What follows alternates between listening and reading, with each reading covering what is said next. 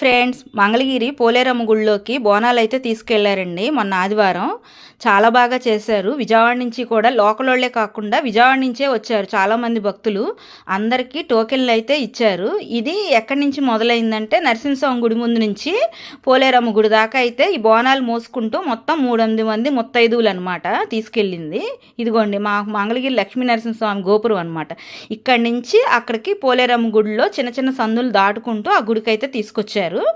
ఈ అన్నీ మేనేజ్ చేసింది రచ్చబండ ఫ్రెండ్ సర్కిల్ అని ఆరవయసు మహిళా మండలోళ్ళు వాళ్ళంతా చూసుకున్నారనమాట. అందులో మా వారు ఆ ఫ్రెండ్ సర్కిల్లో ఒక ఆయన, అందుకని ఆయన కూడా అమ్మవారికి ఈ రకంగా సేవ చేసుకున్నారు.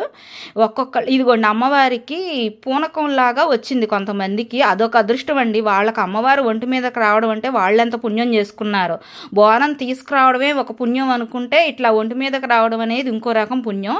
గుడి చిన్నది అవడంతో కొద్దిగా టైం ఎక్కువైతే తీసుకుందండి. గుళ్ళో అయితే ఇట్లా తీసుకొచ్చిన బోనాల్ని వేరువేరు గిన్నెల్లో పెట్టేసి తర్వాత అందరికీ ప్రసాదాలు అయితే పెట్టారు. ఇదిగోండి ఇట్లా ప్రసాదం కదంబం, కేసరి అవి చేయించి విడిగా ఈ ప్రసాదాలతో పులగంతో పాటు అవి కూడా పెట్టారనమాట. అందరూ వచ్చిన భక్తులు వేరే ఊరి నుంచి పొద్దున్నే వచ్చారు కదా, ఇంక అందరూ ఆకలి బాధనైతే తీర్చుకుని అమ్మవారి ప్రసాదం అయితే తీసుకున్నారు. ఇదిగోండి మావారు కూడా ఇలా హెల్ప్ చేశారు.